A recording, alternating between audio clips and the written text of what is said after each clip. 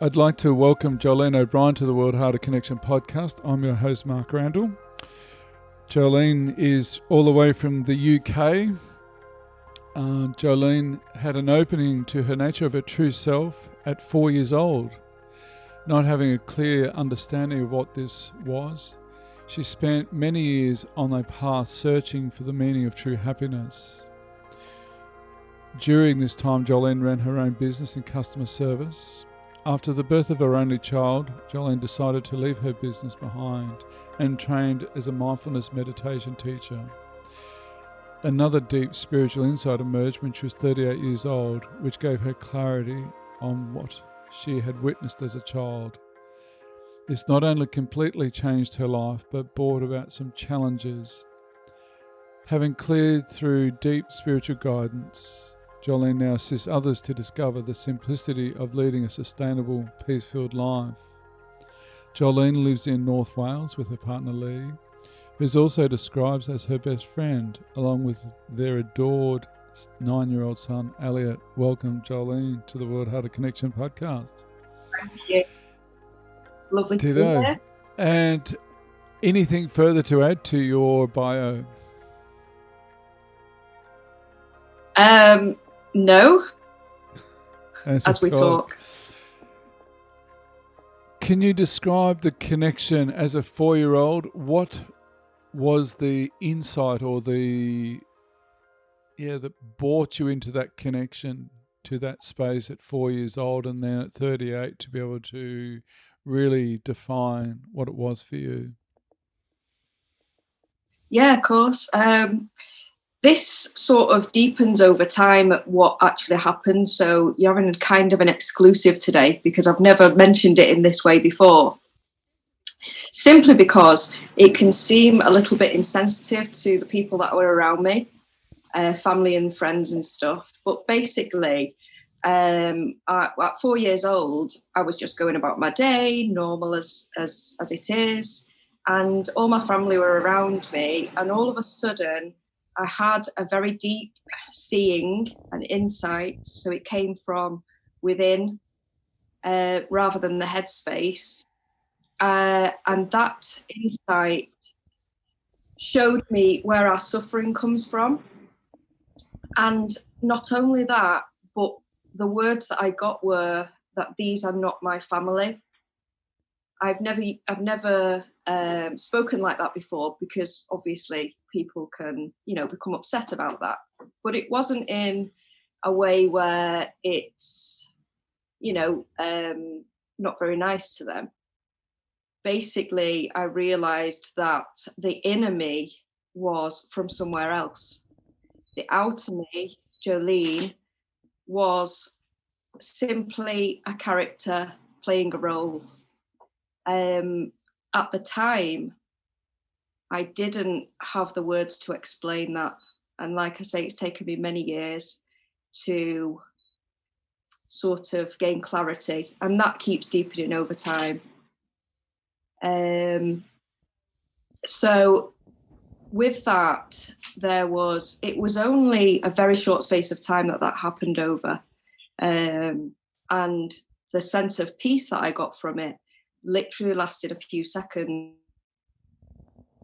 I then went into a very deep fear. One of them, I believe now, and I did actually believe it at the time as well, was that I couldn't explain this to anybody as a 4-year-old. Also, nobody would believe me. So I felt very alone in this insight that I was having or had had. And the other fear, I think, was that I felt very different to everybody around me. So it coincided with I couldn't talk to them about it, I couldn't explain it, and now I feel very different. These people who I loved very much and love very much were in a very different place to what I was, and I could see that very clearly. I was seeing that the drama and things that were going on around me was absolutely ridiculous. And it was created from life's conditioning. basically. So that's where that was my big sort of first big insight I'd imagine. Although I do remember being 1 week old. Yeah. So I mean that was just a knowing that I was 1 week old. There wasn't anything major that I could talk to you about that, but I do remember being 1 week old. I was swaddled in a blanket on the sofa on my side, and I have a very clear remembering of that. There were several what you might call mystical experiences as I was growing up. At 8 years old, I had a very deep seeing that we create our reality. And it's very different to what people believe it to be, or that's spoken about in manifesting groups and things like that. What? Everything comes. And I just wonder, what was it like to connect to yourself in that space, to experience that as a 4-year-old, and then, you know, the journey from 4 years old, learning, was it difficult to integrate that? Very difficult. And one of my driving forces is the fact that I didn't have any guidance. You know, being in the UK in a regular, I mean, I lived on the biggest council estate in the UK, you know, so yeah. it was very difficult, and it took many years of integration and learning, unlearning mainly. So yeah, in that space, which the peace that I felt and the clarity that I felt was only a few seconds, had somebody been there that said, you know, this is a wonderful thing and that is normal, I had to sort of go along with my own interpretation.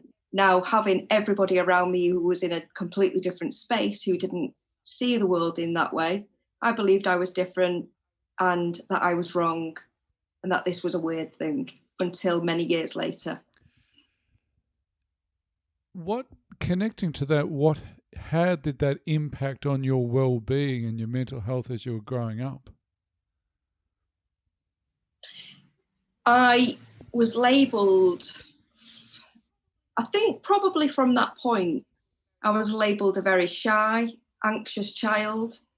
I liked quiet. I liked peace and quiet. I'd often take myself alone, drawing, painting. I didn't like loud parties, things like that. And as I grew up, I guess back then they didn't have labels such as, I don't know, autism or ADHD or anything like that. I mean, it might have been around, but it wasn't so well known as now, or, you know, thrown upon kids as it is so readily now.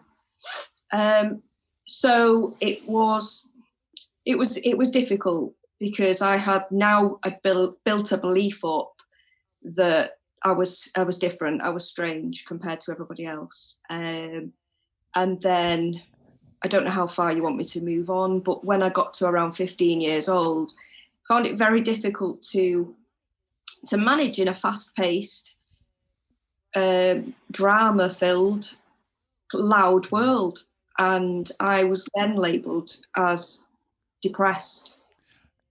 I would imagine you would have liked to have disconnected from that fast-paced, crisis, drama-ridden society and world. Massively, yeah. And I dreamed that I would have regular insight and daydreams that I took myself into. Sometimes I was taken into them, and sometimes I took myself there, into wanting a different world and wanting to be part of creating a different world, whether that be where people can go on retreat, you know, whatever background or struggles you've got, whatever income. I had this sort of dream of creating somewhere that people could go and to speak about these types of things, which I didn't have. Yeah, and back in those days, I would imagine there wouldn't be too much spiritualism around. It was more religiosity back in those days.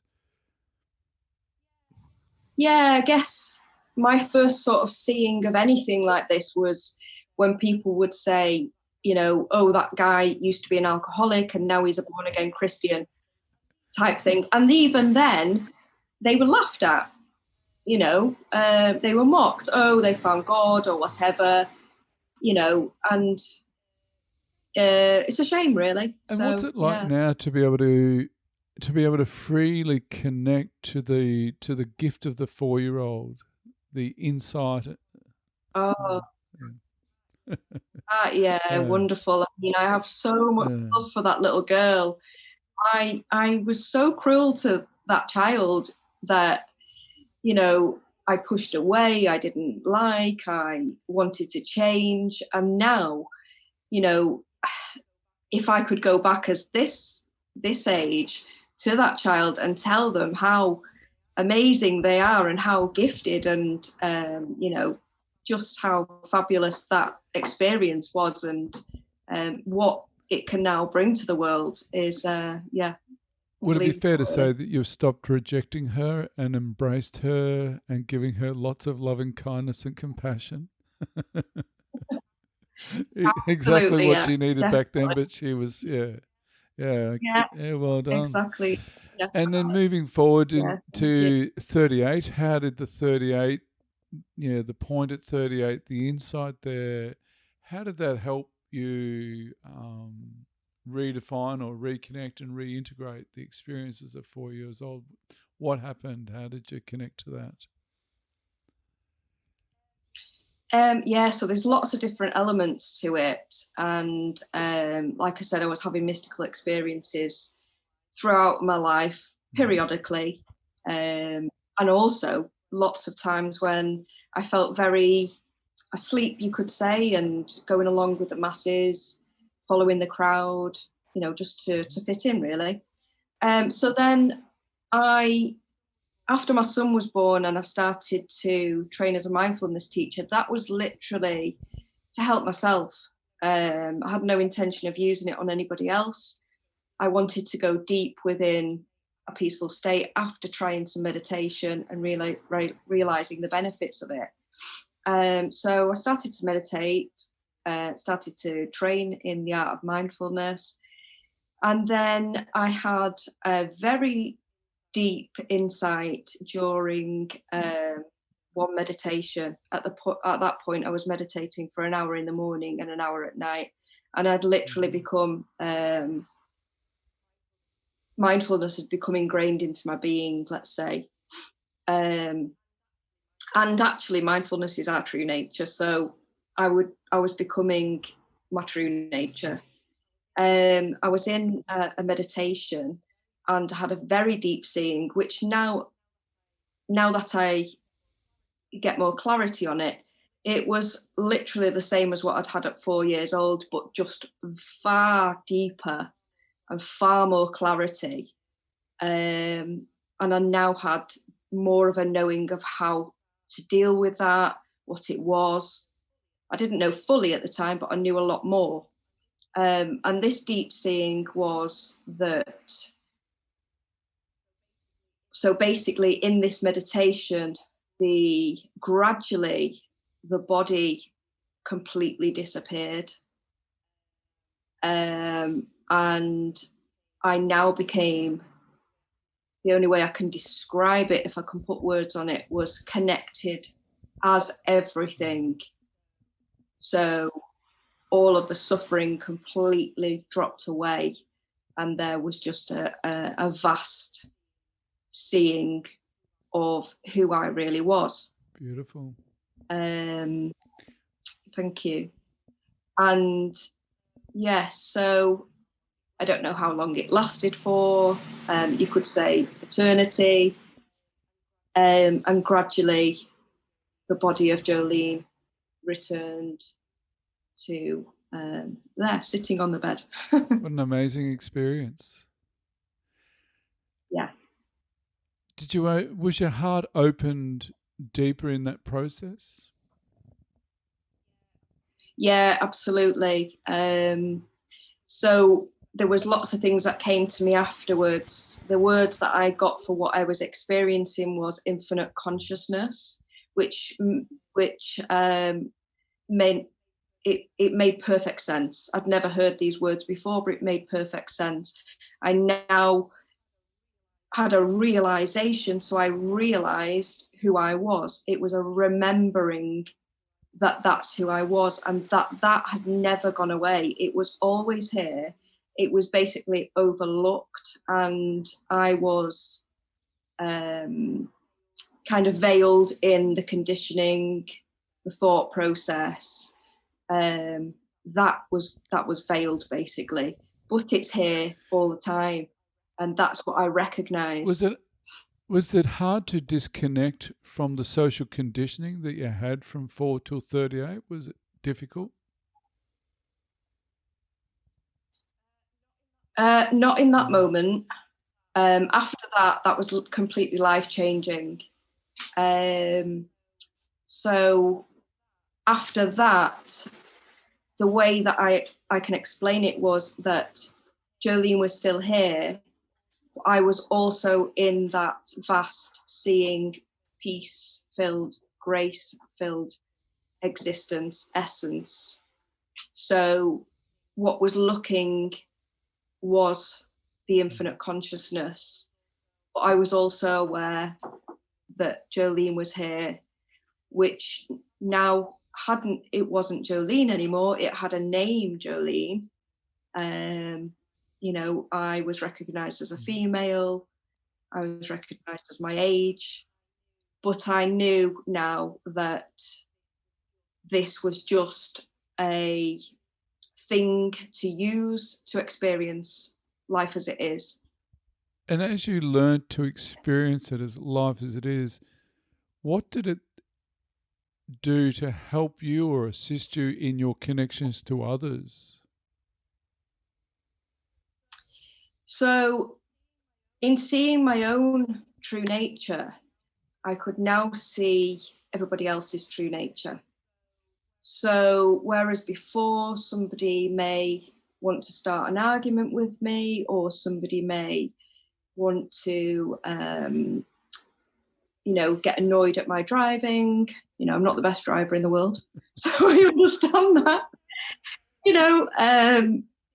I could see where that suffering and that pain and that irritation, annoyance was coming from within them. Okay, yeah. So rather than myself reacting towards them, I could basically see who they were and where their suffering was coming from, which completely dissolved my own reaction to it. And would it also dissolve your own anxiety around it as well? Well done. Yeah. Anxiety was something that I'd struggled with all my life. At this point, there was no anxiety. I'd been labelled chronic fatigue by my doctor. There was no fatigue.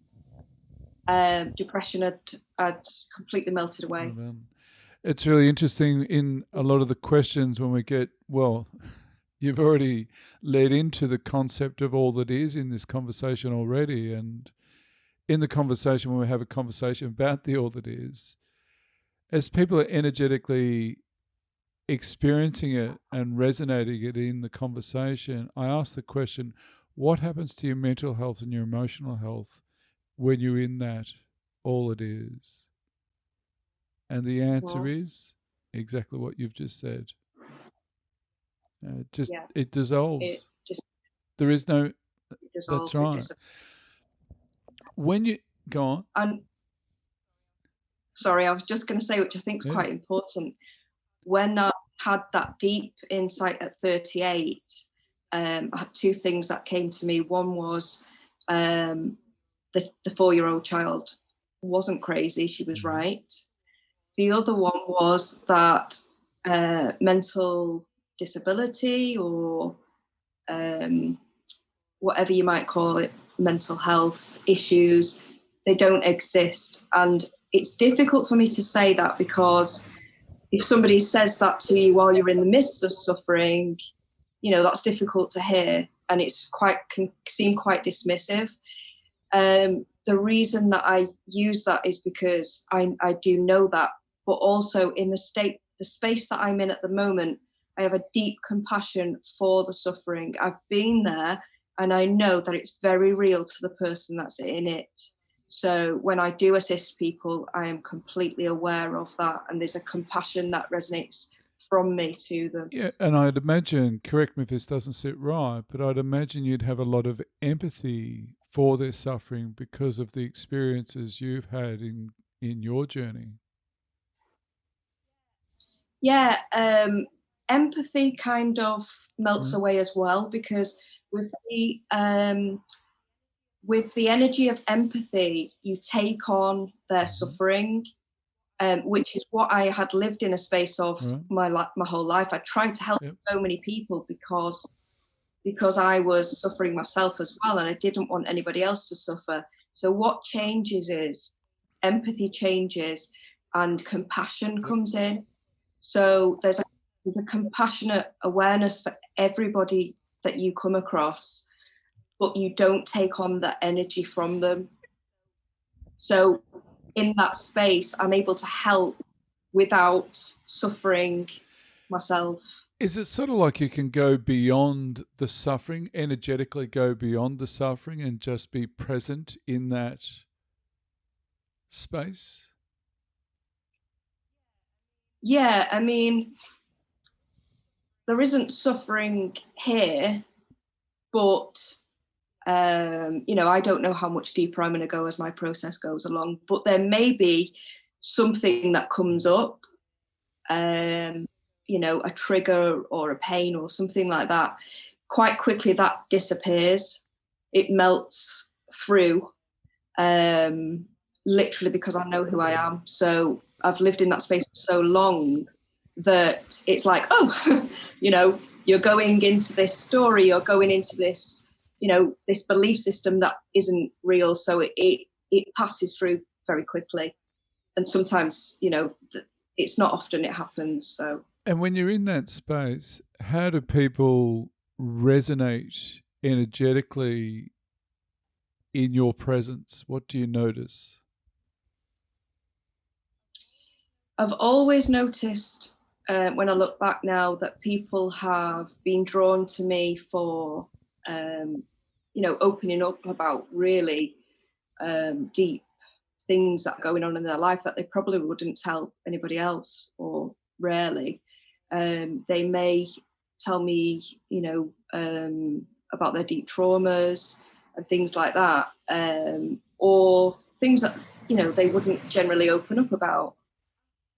After the big insight, this happened a lot more, and people were coming in that I knew needed to hear what I had to say, and also to be in my presence.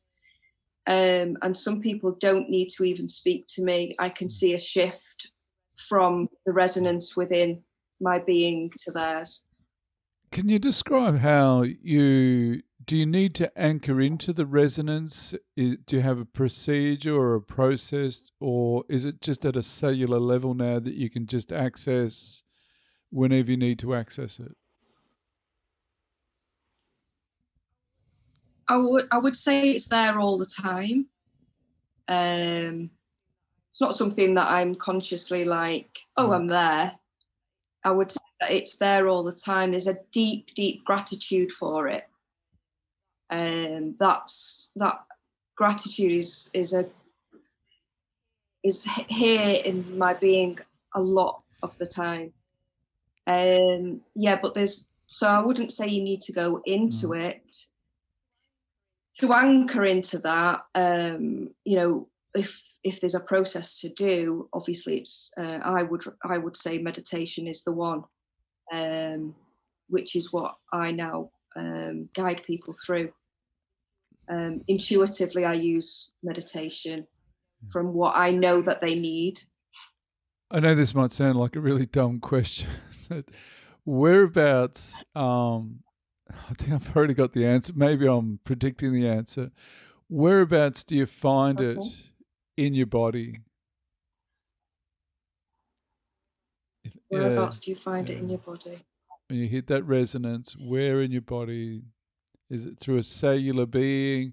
Is it your heart? Is it all of the above? It's all of the above. It's like a vast awareness. It's kind of like Jolene doesn't end.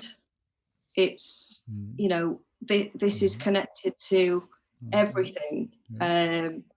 which is why I have my partner laughs at me because I find beauty in things that people would generally find mundane. I I recently bought a bin for my kitchen, a trash bin, and I absolutely love it because I know that it's Mm, all yeah. connected type thing. Sounds crazy, but it's hard to explain. But sorry, so going back to your question was where does it come from? So if I explain it in a way that people might understand, when somebody is meditating, so the aim is to you will feel a feeling, you will witness a thought, and the aim is to witness them and come back to the breath usually or the body. So there is a turning round from all this stuff that's going on that causes suffering, so pain, thought, that we often grab onto it and bring it in, like, oh, there's a thought, let's go with that and let's make even more. And a pain might come up and say, oh, this pain. There's a non-resistance to any of it. So there's a complete allowing to whatever is here. And there is a turning back to the Okay. self. I Yeah, don't no, know if it that helps. helps. And as you were sharing it, the words, your words were coming into my consciousness, the infinite consciousness. And Yes. Yes. in that infinite consciousness, is that then energetically connected to the all that is, the beyond you, beyond, yeah, it's just, oh, it's beyond words actually.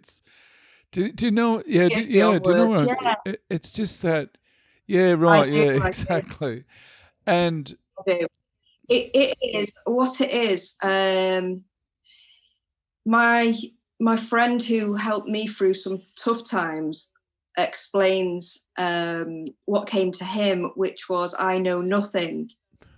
So there is this there's this I know nothing from within, but also you just know. yeah, So I great. can't explain who it's connected to Yeah, or what it's connected to, but so I know nothing, but I also know it's right, it's perfect, it's divine. that's right. Yeah. And when you're there, how much of a flow state do you experience in your being, physically, mentally, emotionally, spiritually? Well, like I said before, it's there's a constant. So I can see you through these eyes, but I can also see energetically um, everything, Cool. and that seeing is a connection to everything. Um, and so I would say it's a constant, but like I said before, that there may be a human trigger that comes up, which is seen from the infinite consciousness, sees it, recognizes what it is, and it quickly dissolves. Now, as more of us human beings can access and connect to the infinite consciousness within ourselves, what do you believe the impact that would have on healing Mother Earth?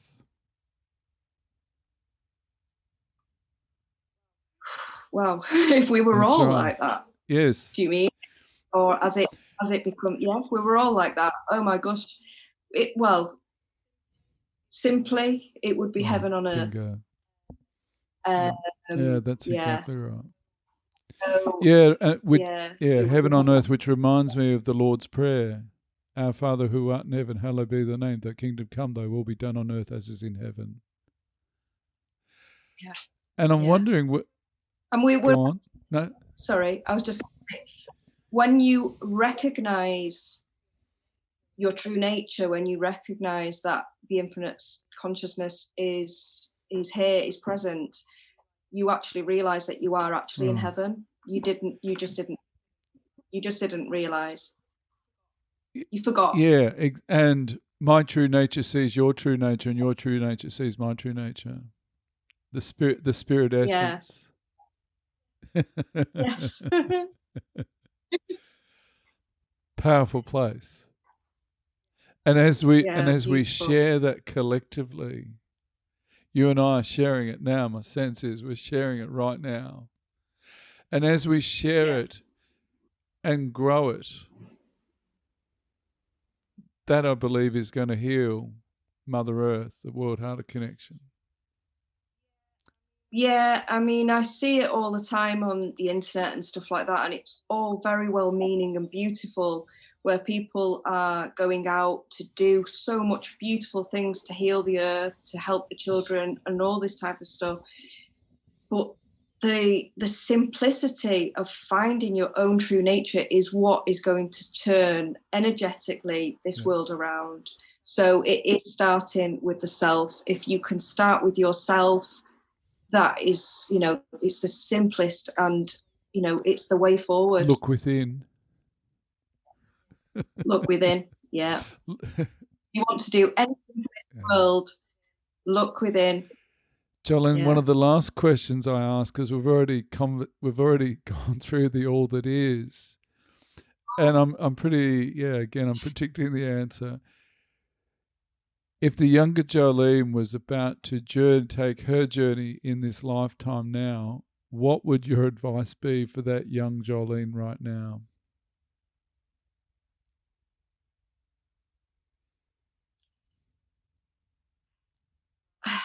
Wow.